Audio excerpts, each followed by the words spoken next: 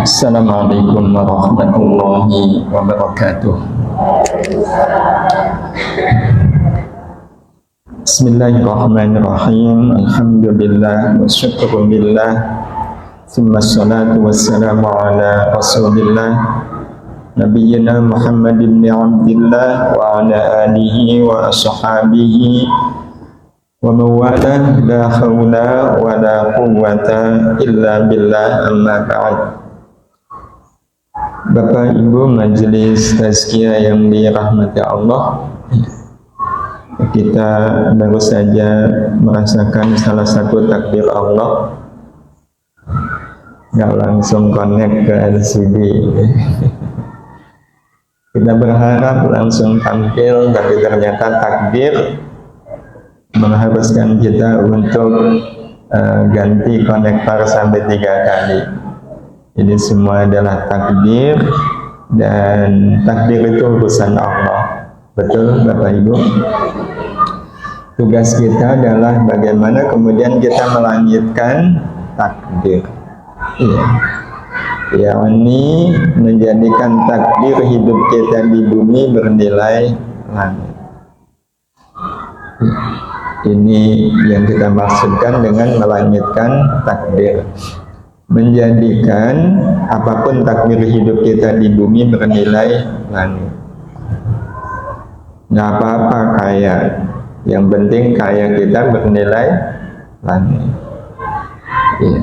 Kalau miskin nggak apa-apa ya, karena soal kaya dan miskin itu sudah ada takdirnya.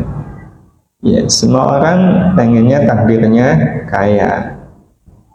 Tapi kalau semua orang takdirnya kaya, kan nanti nggak ada orang kaya.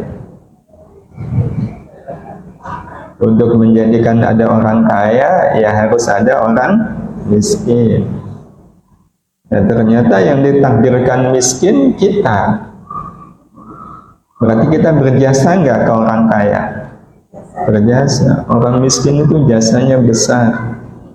Hanya karena ada orang miskin, orang kaya disebut kaya.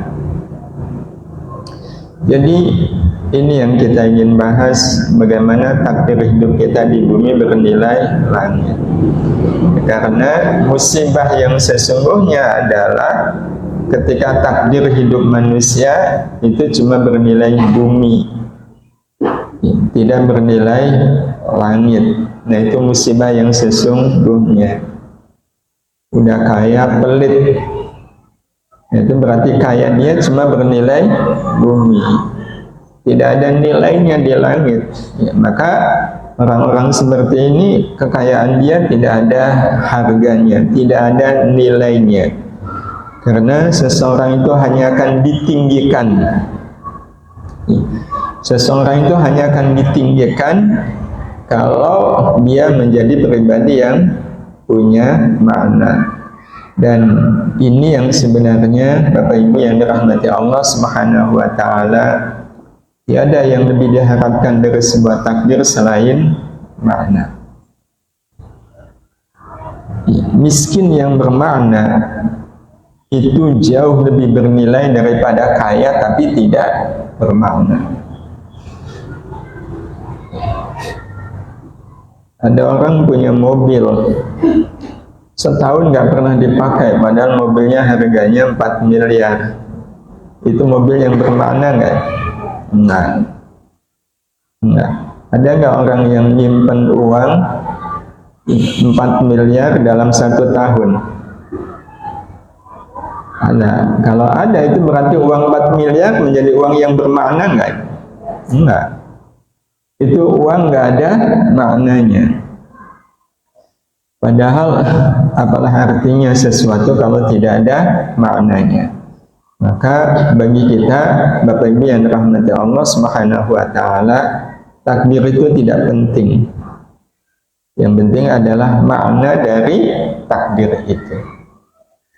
Nah, kita ingin sama-sama membahas tentang melangitkan takdir, yakni menjadikan takdir kita itu takdir yang bermakna langit.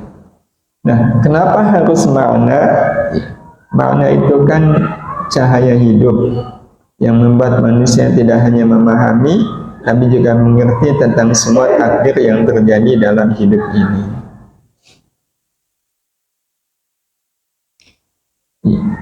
Bapak Ibu yang dirahmati Allah, inilah orang kalau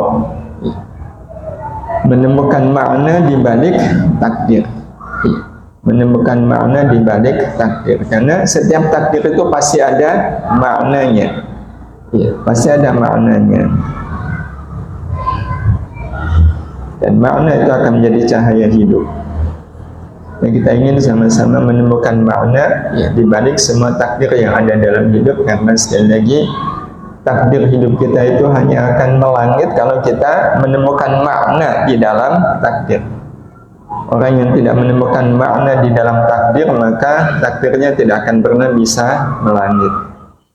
Dan perintah untuk menemukan makna di balik takdir itu sebenarnya pernah disampaikan oleh Allah, bahkan ini menjadi perintah pertama yang disampaikan oleh Allah Subhanahu wa taala kepada Nabi kita Muhammad sallallahu alaihi wasallam. Jadi wahyu pertama itu isinya perintah. Apa perintahnya? Iqra. Apa artinya Bapak Ibu? Baca. Ibu ada buku tapi ibu nggak baca buku itu. Kira-kira ibu tahu nggak arti dari buku itu, isi buku itu? Nah, maka orang hanya akan tahu isi buku kalau dia membacanya. Dan buku terbaik dalam kehidupan kita adalah kehidupan kita sendiri. Kehidupan kita ini sebenarnya buku. Di dalam buku kehidupan kita itu ada bacaan. Dan salah satu yang ada di situ adalah takdir. Berarti iqra sama dengan kita diperintah untuk membaca takdir. Membaca takdir. Kenapa dari sekian banyak sendal kok si maling ngambilnya sendal saya? Itu kalau kita iqra, betul-betul iqra, kita menemukan makna apa Bapak Ibu? Kita menemukan makna, oh saya dipilih oleh Allah untuk menjadi jalan keselamatan saudara-saudara yang lain, sandalnya tidak diambil alih. Betul nggak Ibu? Berarti kalau yang diambil sendal kita, kita mangkal atau senang?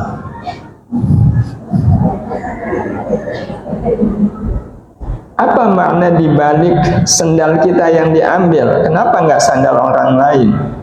Sebab kalau yang diambil bukan sendal kita, berarti yang diambil sendal orang lain. Ibu senang nggak?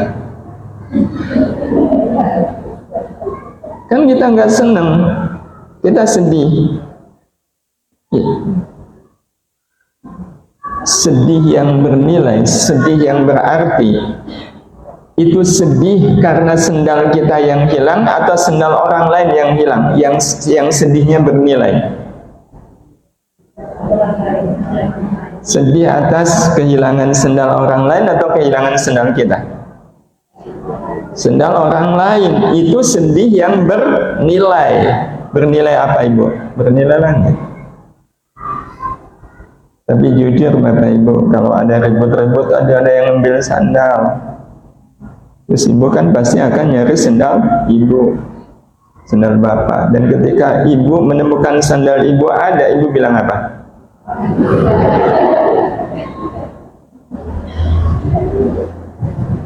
Itu berarti Ibu iqra enggak? Enggak iqra. Harusnya ketika lihat sendal Ibu ada, Ibu bilang apa? Innalillah, berarti yang diambil sendal milik orang lain. Sedih saya. Betul nggak? Betul. Nah, inilah pentingnya iqra. Dan Allah berpesan kalau iqra itu nggak cuma iqra, tapi bismi rabbikal ladzi khalaq. Berarti waktu kita membaca itu kita membacanya atas nama Allah. Membaca dengan nama Allah. Membaca dengan melibatkan Allah Subhanahu wa taala. Berarti kalau membaca takdir Ya, kita membaca takdir itu melibatkan Allah Subhanahu wa taala di dalam takdir. Bahwa takdir ini tidak akan mungkin terjadi kecuali dengan izin Allah. Inilah yang akan membuat kita mengerti. Dan mengerti adalah sinar kehidupan yang membuat manusia tetap bisa melihat walau dalam gelap. Tetap bisa melihat walau dalam gelap. Pilkada calonnya 2A dan B. Ternyata yang menang A, yang kalah B. Biasanya yang kalah kita akan merasa dunia ini terang benderang atau gelap. Kalau kalah kan rasanya dunia ini gelap, betul? Ya, yang pernah nyalek katanya begitu nggak kepilih dunia rasanya gelap. Kalau yang menang, dunia rasanya terang. Kira-kira kalau calonnya A dan B, yang senang A atau B? A. Tapi ini suatu saat nanti mudah-mudahan justru kita menemukan B ini jauh lebih bahagia ketimbang A. Padahal si B ini kalah. Dia kelihatan senang sekali, bahagia. Padahal kalah. A yang menang kan heran. Nanya sama B, B, kenapa? Kamu kan kalah. Dan saya tahu kamu sudah keluar miliaran. Kok bisa kamu kelihatan bahagia bahkan melebihi bahagianya saya? Apa kata B? A, tahu nggak kenapa saya bahagia? Padahal saya kalah. Saya bahagia karena saya tidak membayangkan kalau seandainya saya yang menang, Anda yang kalah. Saya akan sedih kalau seandainya saya melihat kamu yang kalah. Ini kalau B punya pikiran seperti tadi, itu salah nggak? Saya bahagia karena saya tidak bisa membayangkan kalau saya yang menang, kamu yang kalah, kamu pasti akan sedih yang luar biasa. Alhamdulillah takdir menentukan saya yang kalah. Akibat saya kalah, Anda jadi menang. Itu yang membuat saya bahagia. Salah nggak kalau B punya logika seperti ini? Enggak. Enggak.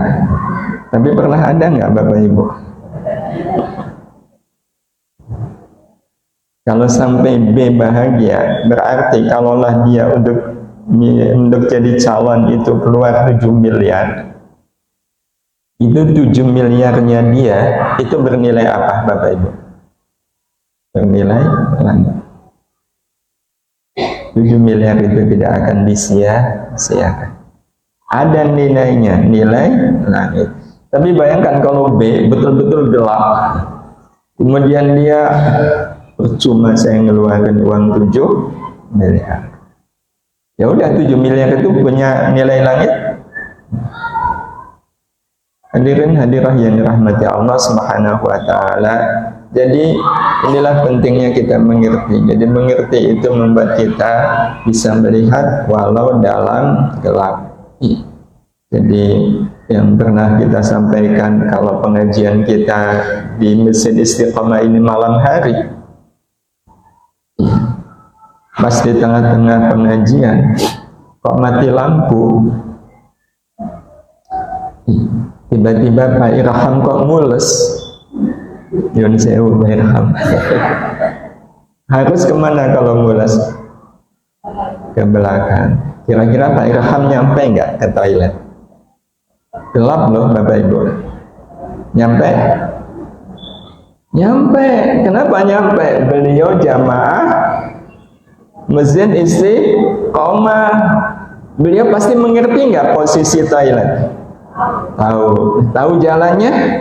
tahu ada ini undang-undangan, tahu, hafal. Kenapa? Karena sudah mengerti. Itu yang kita katakan, orang kalau mengerti tetap bisa melihat walau dalam gelap. Tapi kalau baru sekali ikut pengajian, tengah-tengah pengajian mati lampu, mules, itu ke toilet bingung nggak? Bingung. Mana ini toiletnya? Kalau ada yang nunjukin di itu Pak, di depan gitu, nggak akan nyampe. Nah Bapak Ibu, jadi mengerti soal takdir itu hal yang sangat penting. Terutama mengerti soal takdir. Karena kalau kemudian kita pahami takdir itu kan peristiwa yang dialami manusia di bumi yang menggembakan kebaikan di langit. Peristiwanya di bumi, tapi gemanya terdengar di langit. Dan gemanya menggembakan kebaikan. Apa contohnya? Bapak Ibu, takdirnya dihina. Dihinanya di mana? Di bumi. Dihinanya di bumi. Tapi kemudian Bapak Ibu memaafkan orang yang menghina. Itu memaafkannya Bapak Ibu menggema nggak di langit? Itulah yang namanya takdir. Takdir bagi orang yang beriman itu akan difahami sebagai peristiwa yang dialami manusia di bumi yang sekali lagi menggembakan kebaikan di langit. Dan ini sesuai dengan fakta. Apa faktanya? Seperti apapun suratan takdir hidup kita, Allah Ta'ala hanya menginginkan kebaikan untuk kita. Allah kuasa untuk menentukan seperti apa takdir hidup kita. Mau sehat, mau sakit, mau gagal, mau berhasil, mau diterima atau tidak diterima, mau dipuji, mau dihina, mau kaya, mau miskin. Itu Allah kuasa menentukan takdir kita. Sangat kuasa. Tetapi apapun takdir hidup kita, Allah hanya menginginkan kebaikan untuk kita. Kalau kita dikasih kaya, ada nggak kebaikan yang Allah inginkan? Ada. Apa itu? Syukur, berderma, berinfak, bersedekah. Tapi kalau takdirnya miskin, itu dari Allah. Miskin itu takdir. Adakah kebaikan yang Allah siapkan? Ada. Sabar, ikhlas, menerima. Jadi ini fakta ya, seperti apapun suratan takdir hidup kita, Allah Ta'ala hanya menginginkan kebaikan untuk kita. Allah tidak pernah menginginkan keburukan atas takdir seburuk apapun takdir. Walaupun dalam pandangan kita ini takdir buruk. Dalam pandangan, tapi dalam pengertian kita, inilah cara Allah Subhanahu wa Ta'ala membantu saya agar saya bisa menjadi orang baik. Karena seperti yang pernah kita sampaikan, apapun takdir hidup kita adalah jawaban terbaik dari Allah atas keinginan kita untuk menjadi orang baik. Bapak Ibu kalau ditanya, Bapak Ibu pengen nggak jadi orang yang sabar? Allah tahu nggak kalau Ibu pengen jadi orang sabar? Kalau Allah bantu, cara Allah membantu. Bapak Ibu dikasih musibah, betul? Berarti sebenarnya musibah itu maknanya apa? Nah, ini kita bicara soal makna. Apa makna di balik musibah? Musibah adalah cara Allah membantu kita agar kita bisa memenuhi keinginan kita untuk jadi orang sabar. Ini kan bicara soal makna, ya, soal makna. Bapak Ibu pasti pengen jadi pemaaf. Allah pasti tahu, Allah pasti bantu. Cara Allah membantu, punya suami nyebelin, punya istri ngeselin, itu takdir bukan? Takdir. Tapi itu kan cara Allah membantu kita agar kita bisa jadi pemaaf. Nah, kalau sudah kita punya pengertian seperti ini Bapak Ibu, maka apapun takdir hidup kita sambut dengan apa? Tidak ada sambutan kecuali ridho. Ridho. Nah, ridho kepada Allah adalah tangga melangitkan takdir.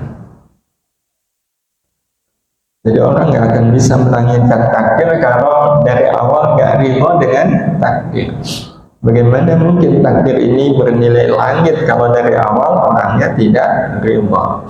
Tapi untuk ridho kan memaknai ini kebaikan Allah Subhanahu wa Ta'ala. Kalau ridho kepada Allah adalah tangga melangitkan takdir, dan nanti disempurnakan dengan ikhlas.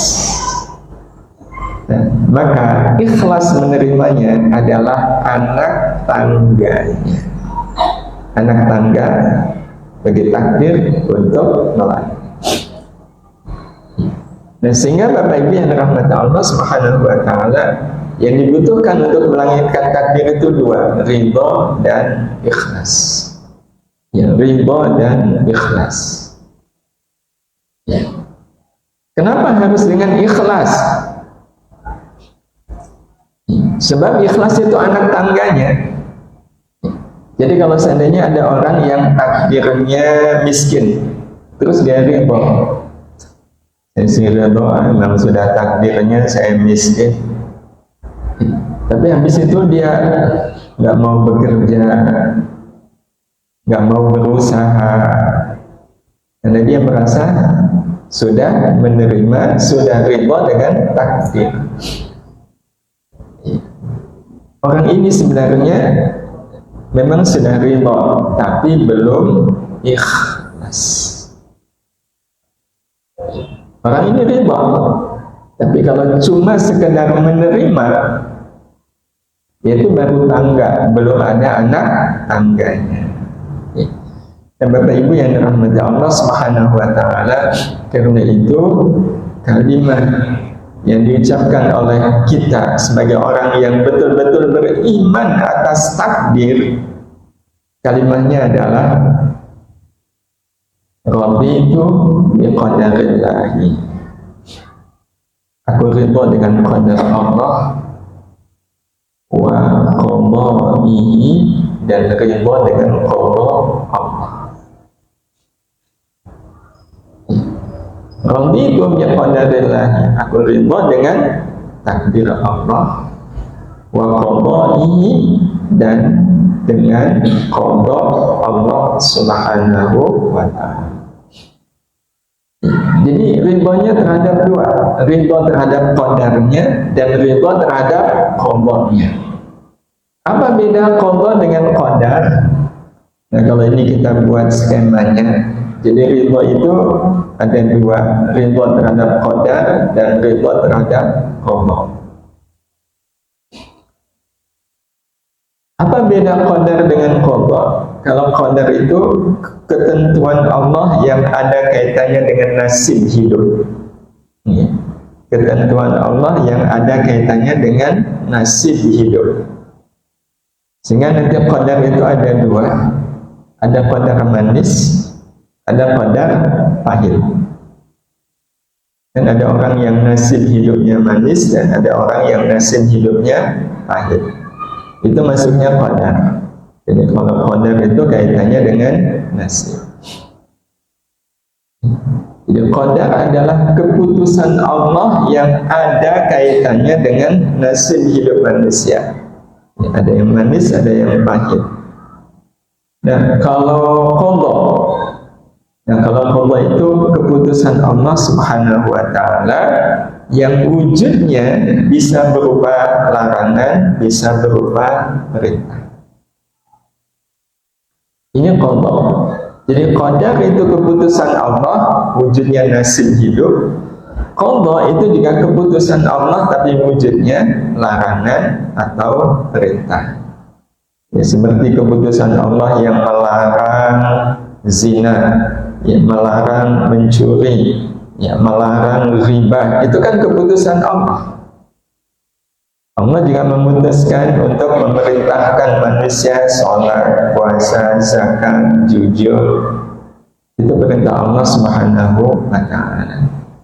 Nah, hadirin hadirah yang dirahmati Allah Subhanahu wa ta'ala, kelak nanti kita akan jumpai dalam setiap keputusan qadar pasti ada keputusan qada.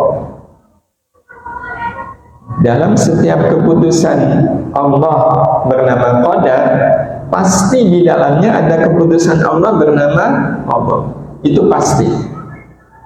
Apa contohnya? Allah memutuskan qadar seseorang. Qadar ini dalam bahasa kitanya takdir. Allah putuskan takdirnya miskin. Ketika miskin, ada nggak perintah untuk orang miskin? Apa perintahnya? Sana. Itu pasti. Tidak mungkin ada qadar tanpa ada Allah. Qadar Allahnya kaya, perintahnya zakat, sedekah, infak, bersyukur. Dalam semua qadar pasti ada Allah. Ada orang oleh Allah Subhanahu wa ta'ala dikasih wajah lebih, bukan lebih dari satu. Ada perintah Allah enggak? Ada. Ada larangan Allah enggak? Ada. Apa larangan Allahnya? Jangan sombong. Perintah Allahnya jangan pamerkan. Tidak ada perintah, ada larangan. Hadirin hadirah yang dirahmati Allah Subhanahu wa ta'ala. Nah sekarang kalau larangan dan perintah, apa keharusan kita? Tidak ada keharusan bagi kita atas semua larangan dan perintah Allah kecuali taat. Kalau qadar, nah inilah yang kita maksudkan dengan ridho. Jadi ridhonya kita kepada qadar itu diwujudkan dengan kita berlaku taat. Jadi bukti kita ridho dengan dihina orang, bukti kita ridho adalah memaafkan. Bukti kita ridho miskin adalah kita sabar. Bukti kita ridho dengan kaya, kita berinfak. Sehingga kalau ada orang takdirnya kaya, tetapi kekayaannya tidak digunakan untuk berlaku taat kepada Allah, maka sebenarnya orang seperti ini adalah orang yang tidak ridho dengan takdir kaya. Dan tidak ridho dengan takdir manis, itu tanggung jawabnya lebih berat. Karena kalau orang tidak ridho dengan takdir kaya, itu sebutannya kufur nikmat. Ya, kufur nikmat. Nah Bapak Ibu, kelak nanti orang yang ridho dengan takdir dan dia berlaku taat atas takdir itu, ini yang kemudian dalam bahasa kita sering kita sebut sebagai orang yang ikhlas. Ini ikhlas dalam pengertian orang Jawa. Orang Jawa kalau semisal ada beliau seorang istri, suaminya meninggal, nasihatnya apa Ibu? Ikhlaskan. Ikhlaskan suami. Kalau istri, ikhlaskan istri. Apa arti ikhlaskan di situ? Padahal kan ikhlas itu beramal karena Allah Subhanahu wa ta'ala. Dan maknanya ridho dengan takdir Allah dan jadikan takdir Allah ini digunakan untuk berlaku taat kepada Allah Subhanahu wa ta'ala. Kalau itu takdirnya musibah, yang ketaatannya adalah sabar. Jadi Bapak Ibu yang dirahmati Allah, ridho itu memiliki arti ikhlas menerima takdir sebagai kesempatan untuk taat terhadap perintah dan larangan Allah. Inilah arti dari ridho. Jadi ridho itu ya ikhlas, menerima takdir sebagai kesempatan untuk taat terhadap perintah dan larangan Allah Subhanahu wa ta'ala. Bapak Ibu yang dirahmati Allah Subhanahu wa ta'ala, berarti kalau kita dapat takdir pahit, apa yang harus kita lakukan?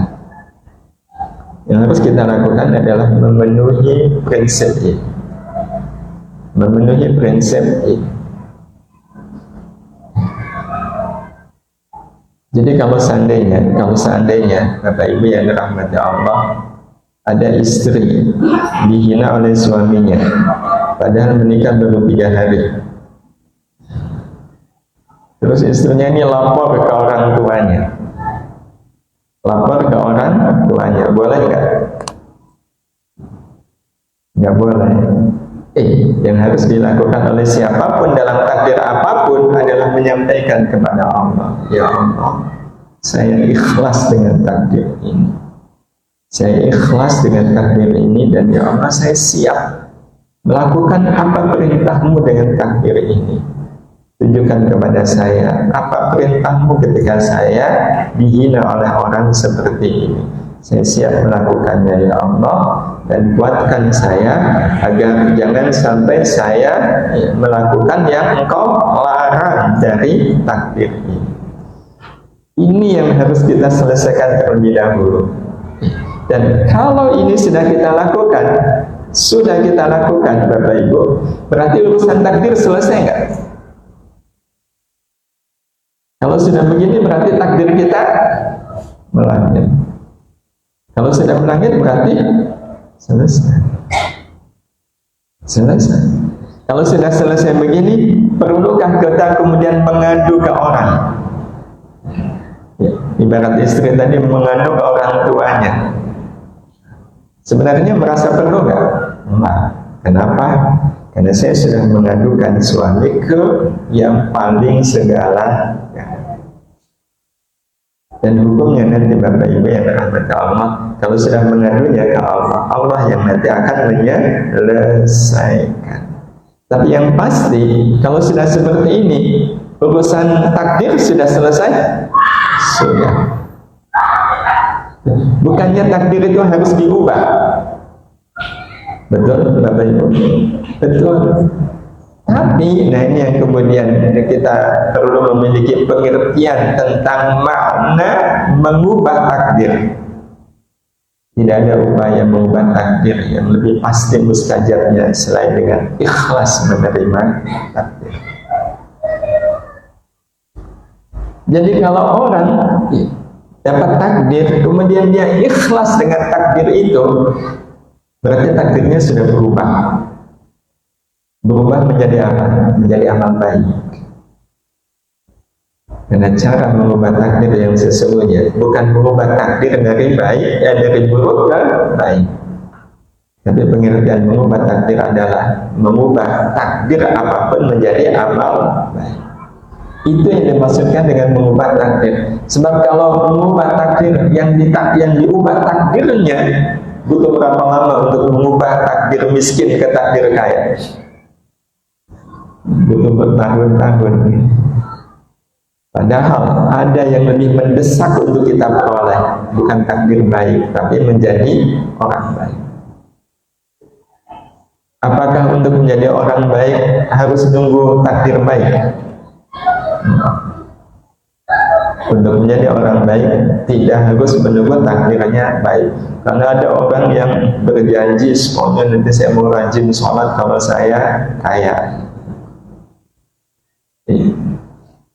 Hadirin hadirah yang dirahmati Allah Subhanahu wa taala, karena itu bagi kita takdir yang berubah adalah takdir yang bisa mengubah kita menjadi orang baik.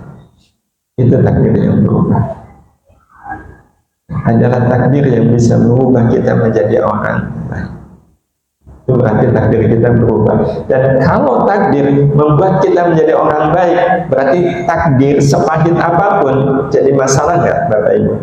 Enggak. Ada orang takdirnya susah, tapi dia sabar. Begitu dia sabar, apakah dia masih susah? Enggak. Karena susah itu akan hilang ketika seseorang berlaku sabar. Hadirin hadirah yang dirahmati Allah Subhanahu wa taala, banyak sebenarnya yang harus kita pahami dari takdir ini. Salah satunya, takdir itu memang tidak akan pernah bisa lepas dari kebaikan Allah. Ya, karena memang keseluruhan hidup kita adalah kebaikan Allah. keseluruhan hidup kita adalah kebaikan Allah. Seperti apapun tubuh kita, ini kebaikan Allah. Seperti apapun rumah kita, itu kebaikan Allah. Seperti apapun pasangan hidup kita, itu kebaikan Allah. Seperti apapun anak-anak kita, itu kebaikan Allah. Seperti apapun tetangga-tetangga kita, saudara-saudara kita, semuanya adalah kebaikan Allah Subhanahu wa Ta'ala. Nggak ada yang bukan kebaikan Allah. Kita digerendengi orang, itu aslinya kebaikan Allah, bukan? Itu kebaikan Allah. Itu kebaikan Allah Subhanahu wa Ta'ala. Bahkan Allah Subhanahu wa Ta'ala menyampaikan kepada kita keburukan, itu sebenarnya kebaikan, bukan? Ya, semisal ngerasani orang, itu kebaikan atau keburukan? Itu kan keburukan. Tapi bagi kita ngerasani orang itu kebaikan atau keburukan? Itu kebaikan Allah atau keburukan Allah? Itu kebaikan Allah. Loh, kok bisa ngerasani orang kebaikan Allah? Iya, itu kebaikan Allah. Bagi siapa? Bagi yang nggak ngerasani. Orang kalau nggak ngerasani, itu berarti ngerasani jadi kebaikan atau keburukan? Yang lain ngerasani. Kemudian bapak ibu nggak ngerasani, berarti yang lain buruk, yang nggak ngerasani baik. Berarti ngerasani itu kebaikan Allah atau keburukan Allah bagi kita? Kebaikan Allah. Caranya jangan lakukan. Maka Bapak Ibu yang dirahmati Allah, kalau sholat itu kebaikan Allah, bukan? Ya. Tapi untuk membuat kita mendapatkan kebaikan Allah bernama sholat, kita harus apa? Harus sholat. Tapi kalau dari ngerasani, untuk bisa mendapatkan kebaikan Allah dari ngerasani, caranya jangan ngerasani. Berarti lebih gampang mana? Mendapatkan kebaikan Allah dari keburukan atau kebaikan? Tapi yang pasti Bapak Ibu, Allah akan memberikan kebaikannya kepada orang yang mau mendatangi. Maka memang kebaikan Allah enggak ditunggu. Kita yang harus mendatangi. Allahu Akbar, Allahu Akbar. Ada kebaikan Allah enggak? Ada. Apa kebaikan Allahnya? Salat berjamaah di masjid. Bisa nggak Bapak, terutama Bapak-Bapak, nunggu sholat jamaahnya yang datang? Mana katanya ada kebaikan Allah kalau dengar azan, ini kok nggak datang-datang? Kebaikan Allah itu hanya akan Allah berikan kepada yang mau mendatanginya. Bapak Ibu punya uang banyak, Bapak Ibu bisa mendapatkan kebaikan dari uang banyak itu. Allah titipkan kebaikan dari uang banyak itu Allah titipkan ke siapa? Ke orang-orang miskin. Ke orang-orang miskin. Maka pada diri orang miskin ada kebaikan Allah dari harta kita. Maka harta itu akan bernilai kebaikan Allah kalau kita mendatangi orang miskin. Jadi Allah akan memberikan kebaikannya kepada orang yang mau mendatanginya. Nah, bagaimana cara kita mendatangi? Ya, mendatangi kebaikan Allah Subhanahu wa Ta'ala itu begini Bapak Ibu yang dirahmati Allah Subhanahu wa Ta'ala. Caranya adalah dengan kita beramal baik semata antara diri dengan Allah. Ini kuncinya. Jadi Bapak Ibu yang dirahmati Allah Subhanahu wa Ta'ala, Allah itu pasti memberikan kebaikan kepada kita. Allah memberikan kebaikan itu kepada kita, dan kita akan mendapatkan kebaikan itu kalau kita mau mendatanginya. Nah, soal mendatangi kebaikan Allah Subhanahu wa Ta'ala ini, itu Ada beberapa macam Bapak Ibu. Ya, saya sampaikan secara singkat, tapi mudah-mudahan Bapak Ibu nanti bisa mengaplikasikan dalam kehidupan sehari-hari. Yang pertama, bisa saja Allah memberikan kebaikan itu langsung kepada hamba yang dipilihnya. Ya. Jadi Bapak Ibu yang dirahmati Allah, bisa saja Allah memberikan kebaikan itu langsung kepada hamba yang dipilihnya.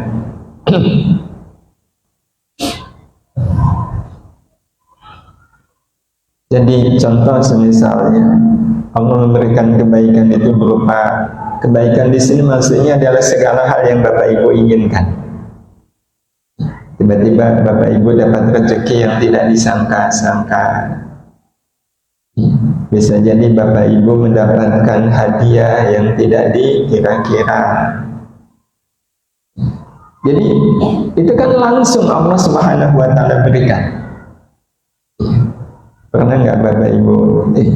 Kalau di zaman dahulu sekarang memang sering terjadi, tiba-tiba isi dompet kok bertambah ya. Perasaan kemarin tinggal 5.000, sekarang nggak ada yang merah 5 lagi. Ini siapa yang memasukkan? Konon katanya kalau zaman dahulu masih ada. Kalau zaman sekarang kira-kira masih ada nggak Bapak Ibu? Pokoknya Allah Subhanahu wa Ta'ala memberikan kebaikan itu langsung kepada hamba yang dipilihnya. Nah, kalau ini yang terjadi, maka kebaikan yang kita bisa lakukan namanya apa Bapak Ibu? Syukur. Ya, syukur. Nah, syukur yang paling minimal kan memuji Allah. Memuji Allah. Nah, soal syukur ini Bapak Ibu yang dirahmati Allah Subhanahu wa Ta'ala, nanti ada tingkatannya. Yang pertama, memuji Allah atas nikmat yang Allah berikan kepada kita.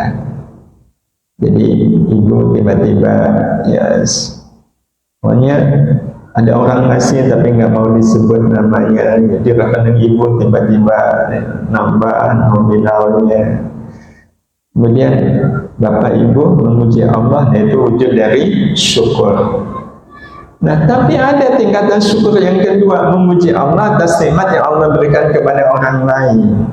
Jadi tetangga beli mobil, Bapak Ibu bersyukur, alhamdulillah. Ikut bahagia, nah itu berarti kualitas syukurnya lebih tinggi. Anak tetangga diterima di fakultas, anak sendiri belum, tapi tetap bahagia, tetap bahagia. Ibu buka warung, sebelah juga buka warung, orang-orang kok belinya di warung sebelah. Ibu senang atau nggak senang? Dan itu sangat tergantung kualitas. Jadi istilahnya kalau yang pertama ini takdirnya hanya melangit ke langit pertama. Nah, kalau yang sampai senang atas kenikmatan yang diberikan ke orang lain itu bisa jadi ke langit yang atasnya lagi. Apalagi kalau seperti pilkada tadi yang kalah mengungkapkan kebahagiaannya, alhamdulillah saya bahagia kalah karena dengan saya kalah Bapak yang menang. Wah, ini kualitasnya lebih tinggi lagi. Nah, Bapak Ibu yang dirahmati Allah Subhanahu wa Ta'ala, ini kebaikan yang Allah nikmat, takdir baik ya. Jadi bahasa gampangnya, takdir baik yang Allah Subhanahu wa Ta'ala berikan secara langsung. Allah berikan secara langsung, nggak lewat perantara, nggak lewat perantara. Tiba-tiba ada yang melamar putri ibu, padahal ibu nggak kenal beliau, putri ibu juga nggak kenal beliau. Tapi pada saat ditanya mau ngasih mahar berapa, karena dilihat ini orangnya orang baik, ditanya mau ngasih mahar berapa, 10 miliar, itu kebaikan yang Allah langsung berikan kan? Iya, karena sebelumnya nggak kenal. Ya, sebelumnya nggak kenal. Nah, tapi bisa jadi mungkin Allah menitipkan takdir baik itu. Jadi kebaikan itu yang dimaksudkan adalah takdir baik lewat orang yang dipilihnya. Jadi Bapak Ibu dapat takdir baik tapi lewat orang yang dipilih oleh Allah Subhanahu wa taala. Ya, semisal ibu bahagia karena punya suami yang baik, ya, bapak bahagia karena punya istri yang salihah. Tentu bapak ibu merasakan kebaikan. Itu kebaikan siapa? Kebaikan Allah yang Allah titipkan kepada suami, atau ke tetangga, atau ke orang tua, atau ke siapa saja, termasuk juga ke anak, ya, termasuk ke anak. Nah, kalau seperti ini berarti itu pesannya apa Bapak Ibu? Pesannya kita harus bersyukur. Wujud syukurnya apa? Nah, ini wujud syukurnya memahami semua kebaikan makhluk adalah rahmat Allah semata. Jadi kalau punya suami yang baik, itu memahami ini rahmat Allah. Punya istri yang baik, ini rahmat Allah. Punya mobil kok enak, dipakai, ini rahmat Allah. Ini makanan enak, kita memahaminya rahmat Allah. Jadi tidak pernah melepaskan kebaikan makhluk itu dengan rahmat Allah. Itu orang kok bicaranya enak sekali, itu pasti rahmat Allah yang Allah berikan kepada beliau, dan saya ikut merasakan rahmat Allah dari apa yang beliau sampaikan. Tidak menggunakannya untuk kebanggaan dan kesia-siaan. Jadi kalau punya anak yang betul-betul membuat Bapak Ibu senang, bahagia, nggak usah dibangga-banggakan. Ya, apalagi untuk sebuah kesia-siaan. Dan menggunakan semua kebaikan manusia sebagai kesempatan untuk meraih rahmat Allah lebih banyak. Jadi kalau punya suami yang baik, ya jadikan baiknya suami itu sebagai kesempatan untuk meraih rahmat Allah yang lebih banyak. Punya anak yang salih salihah, ya gimana caranya agar anak yang salih dan salihah itu menjadi kesempatan kita untuk meraih rahmat Allah yang lebih banyak. Bapak Ibu yang dirahmati Allah Subhanahu wa taala, yang terakhir, mungkin gak takdir baik itu Allah berikan kepada kita lewat orang-orang yang gak baik ke kita? Mungkin gak Bapak Ibu? Jadi bisa jadi Allah menitipkan kebaikannya lewat orang yang tidak baik. Jadi kalau ketemu orang yang tidak baik itu, dalam pikiran kita beliau membawa kebaikan atau keburukan untuk kita. Ini kan pengertian. Ini pengertian. Nah, apa kebaikan yang kita bisa dapatkan? Sabar. Ya. Nah, tentang ini Bapak Ibu yang dirahmati Allah Subhanahu wa taala, apa sih yang namanya sabar itu? Tetapnya diri dalam kebaikan seperti apapun keburukan manusia yang sedang dihadapi.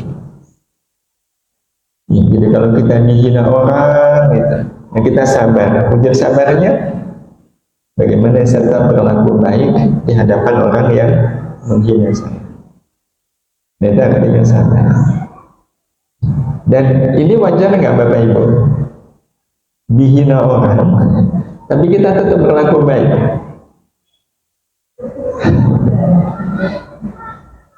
Dihina orang itu ada kebaikan Allah nggak? Ada. Berarti waktu kita dihina, kita sedang menerima kebaikan Allah. Maka wajarnya kalau kita menerima kebaikan Allah, sikap kita baik. Saya tidak melihat keburukan dia, tapi yang saya lihat adalah kebaikan Allah yang Allah titipkan ke dia. Ya, mana yang kebaikan Allahnya lebih bernilai, yang Allah titipkan ke orang baik atau Allah titipkan ke orang yang gak baik? Bapak Ibu, kalau Bapak Ibu ketemu dengan orang baik, sikap Bapak Ibu baik nggak? Baik. Kalau Bapak Ibu ketemu orang yang tidak baik, sikap Bapak Ibu harusnya jauh lebih baik. Karena beliau sedang mengantarkan kebaikan Allah ke saya. Kan tadi ayatnya sudah jelas, Iqra bismi rabbikal ladzi khalaq. Ya.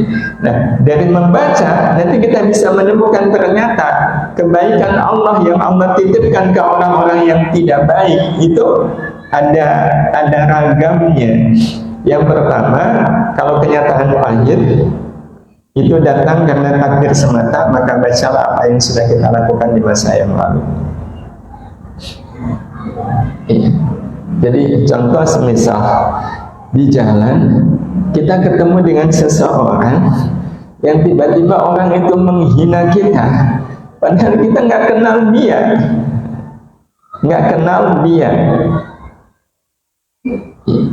itu kan takdir Allah semata. Itu takdir Allah semata. Tapi kan beda kalau seandainya Bapak Ibu pernah ketemu dengan seseorang yang Bapak Ibu pernah ada riwayat tengkar sama orang itu. Suatu saat ketemu beliau menghina, itu kan berarti ada sebab. Ini nggak ada sebab apa-apa, nggak ada angin, nggak ada hujan. Lagi nyapu kok tiba-tiba dibentak orang lewat membentak. Bapak Ibu kaget nggak? Kaget. Nah, kalau ternyata seperti ini, apa yang harus kita lakukan? Nah, ini iqra-nya. Tadzkirah agar kita taubat dan segera kembali kepada Allah. Ini pasti ada dosa yang saya lakukan. Sehingga Allah perlu mengingatkan saya. Dengan Allah buat orang yang saya nggak kenal, beliau juga nggak kenal saya, tiba-tiba membentak saya. Ya Allah bermaksud menghapus dosa saya. Ya udah langsung istighfar.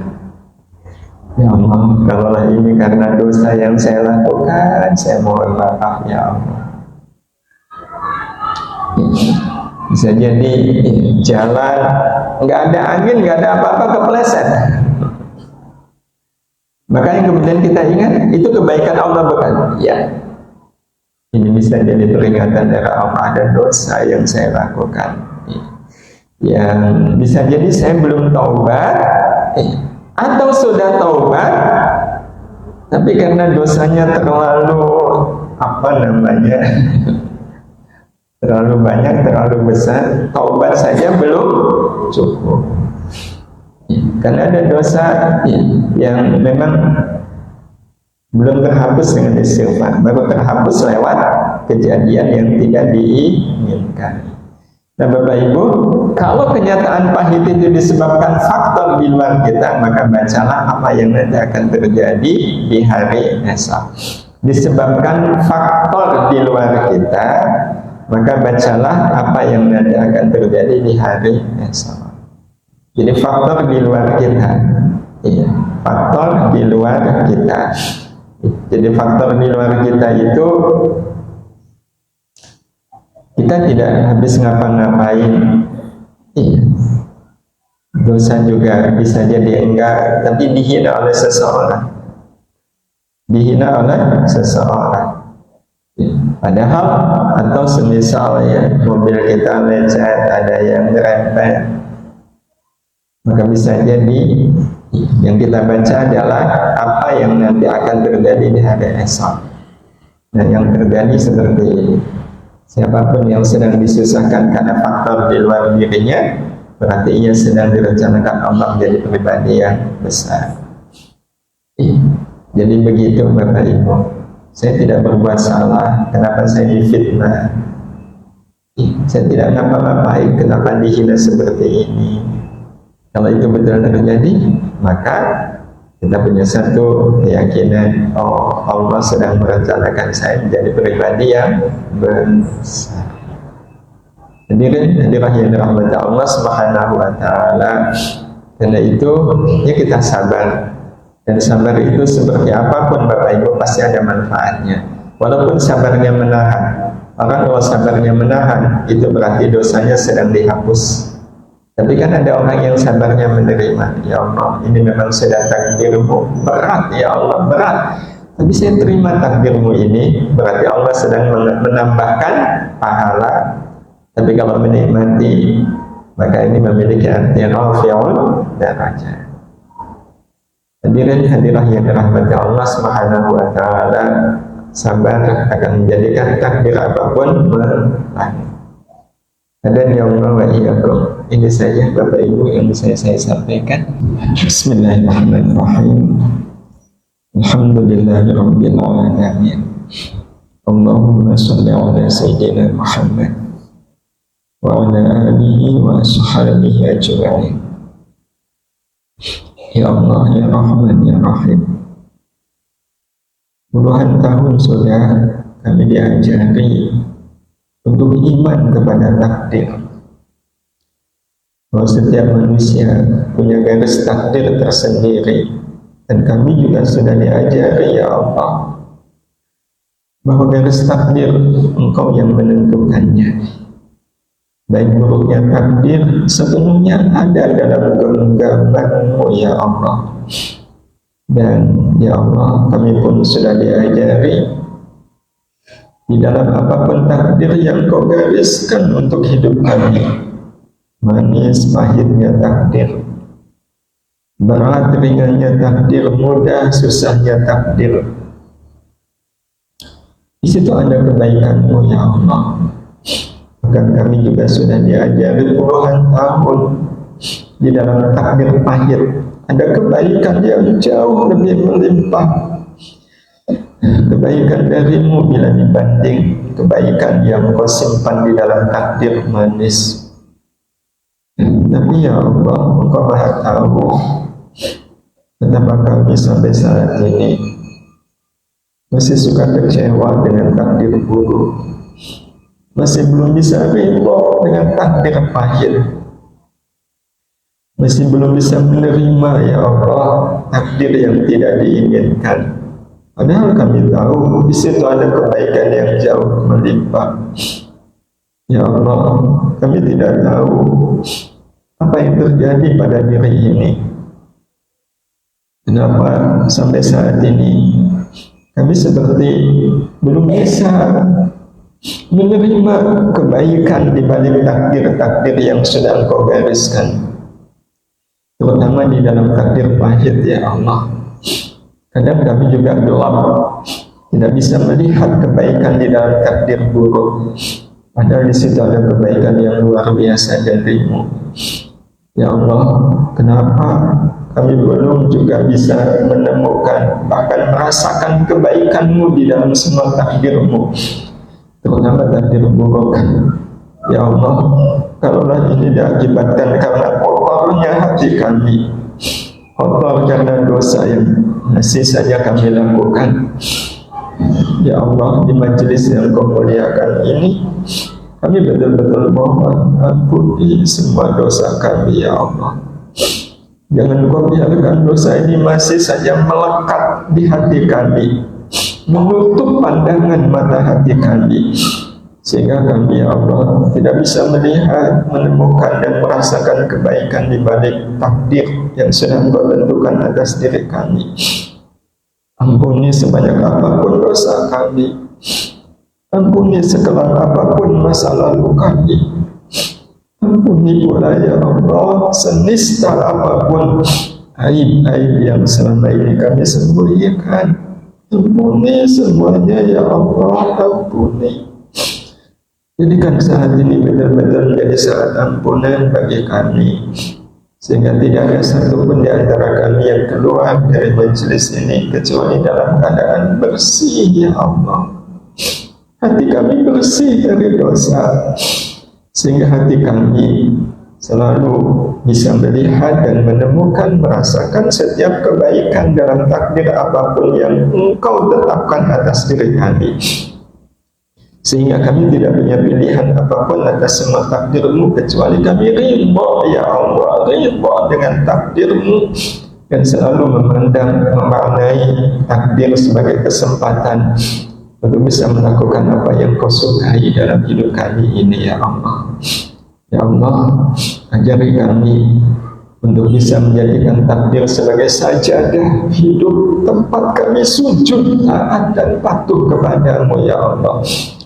Jangan lagi setelah ini kami kecewa dengan takdir-Mu, berkeluh kesah dengan takdir-Mu. Izinkan setelah ini kami selalu menerima dengan hati yang lapang, penuh bahagia atas semua takdir yang Kau gariskan untuk kami.